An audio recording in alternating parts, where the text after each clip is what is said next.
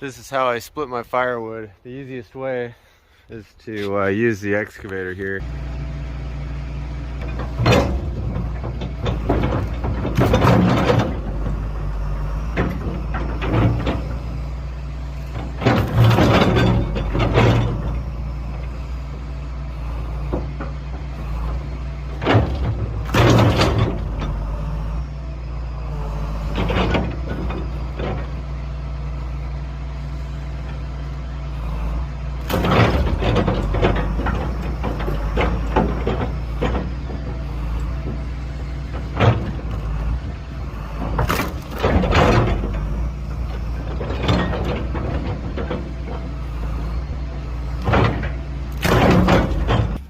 Alright, that's how I do it. And I can just tap this soil back down after I'm done.